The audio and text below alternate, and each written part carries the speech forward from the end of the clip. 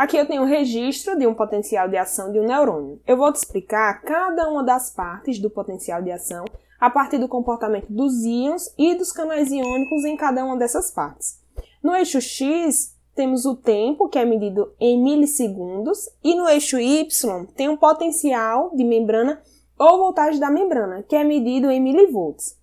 Essas linhas tracejadas representam o valor do potencial da membrana em repouso, que no caso do neurônio é menos 65 milivolts, e o potencial e o ponto onde o potencial de membrana é 0 milivolt. Se você observar o comportamento geral do potencial de membrana durante o potencial de ação, perceba que a voltagem da membrana ela sai de menos 65 milivolts, atinge quase 40 milivolts, desce para próximo a menos 80 milivolts e lentamente retoma ao valor inicial do potencial da membrana, que era menos 65 milivolts. Tudo isso em aproximadamente 2 milissegundos, ou seja, é um processo muito rápido. Inicialmente, o potencial de membrana ele está em menos 65 milivolts, que é o ponto que a gente chama de potencial de repouso da membrana neuronal. Nessa voltagem, tem uma maior quantidade de íons de sódio fora da célula do que dentro da célula e uma maior quantidade de íons de potássio dentro da célula do que fora da célula. Na membrana neuronal no repouso, a porção que está em contato com o líquido intracelular possui uma carga negativa e a porção em contato com o meio extracelular possui uma carga positiva. Imagine que, por algum motivo, a voltagem da membrana variou e atingiu o limiar, né? Mas o que é esse limiar? O limiar ele é um nível de despolarização que é atingido e que é suficiente para gerar um potencial de ação. Se ainda não ficou claro, o limiar ele é um valor de voltagem que, se a membrana neuronal atingir, faz com que canais iônicos que são dependentes de voltagem se ativem. Ou seja, são canais iônicos que sentem a variação da voltagem, que percebem essa variação na voltagem e se abrem. Mas o potencial de ação ele só é disparado se a voltagem da membrana atingir esse limiar. Se não atingir o limiar, o potencial de ação não é disparado e a voltagem da membrana retoma ao valor de menos 65 milivolts. Por isso que o potencial de ação é referido como tudo ou nada. Então, o potencial de ação ele entra na fase ascendente, que é caracterizada pela rápida despolarização da membrana neuronal devido ao aumento da permeabilidade iônica ao sódio, né, em relação ao do potássio. Por quê? Porque se abriram canais de sódio que são dependentes de voltagem. Aí lembre-se que tem muito mais sódio fora do que dentro do neurônio. Então, por difusão, uma grande quantidade de íons de sódio entra no neurônio através desses canais que se abrem. Além disso, o interior do neurônio estava carregado negativamente.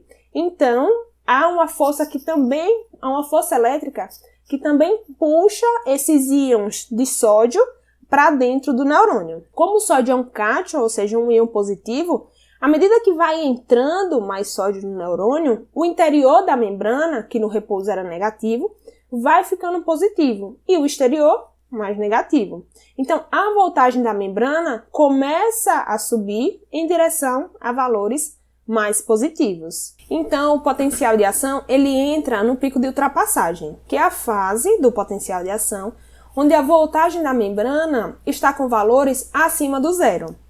No potencial de repouso, o valor da voltagem da membrana era menos 65 milivolts. Com a entrada do sódio, a voltagem da membrana ela atinge um valor próximo aos 40 milivolts. Mas por que isso acontece? Porque esse é um valor próximo ao potencial de equilíbrio do sódio, ou seja, o potencial de membrana atingido se o neurônio fosse somente permeável ao sódio. Ou seja, se tivesse somente canais iônicos para a passagem do sódio. A membrana só não atinge o valor exato do potencial de equilíbrio do sódio, porque a membrana é permeável a outros íons, por exemplo, o potássio. Então, o potencial de ação, ele entra na fase descendente. Nessa fase, você vai olhar para o comportamento de dois canais iônicos, dependentes de voltagem, o de sódio e o de potássio. Nessa fase, os canais de sódio, dependentes de voltagem, eles são inativados. Os canais de potássio, também dependentes de voltagem, eles terminam de se abrir completamente, porque eles começaram essa abertura logo após a despolarização e só terminaram nessa fase descendente. É que os canais de potássio, dependentes de voltagem, têm uma abertura mais lenta. Se os canais de sódio se fecharam e os canais de potássio terminaram de se abrir, o que é que vai acontecer com o potencial de membrana? Primeiro, você precisa pensar sobre a concentração dos íons e a voltagem do lado interno da membrana nesse momento. Tem muitos íons de sódio e a voltagem no lado interno da membrana está com valores positivos, se comparados ao lado externo. Como tem muito potássio dentro do que fora da célula, como ele é um cátion e o interior da membrana está positivo, o que é que vai acontecer com esse íon? A tendência é que o potássio ele seja empurrado para fora do neurônio, tanto pela força química da difusão, quanto pela força elétrica. Então, essa saída do potássio faz com que o potencial da membrana, que estava positivo, retorne para valores negativos. E agora você vai entender a última parte do potencial de ação, que é a hiperpolarização pós-potencial. Nessa fase, o que é que tem? Há um aumento da permeabilidade ao potássio através dos canais de potássio dependentes de voltagem que terminaram de se abrir nessa fase anterior, na fase descendente. Então, muito mais íons de potássio, eles atravessam a membrana neuronal em direção ao exterior do que quando estava no repouso. O que é que isso faz? Isso faz com que o potencial de membrana ele se aproxime do valor do potencial de equilíbrio do potássio, que é atingindo valores ainda mais negativos do que o potencial de repouso, que era menos 65 mV.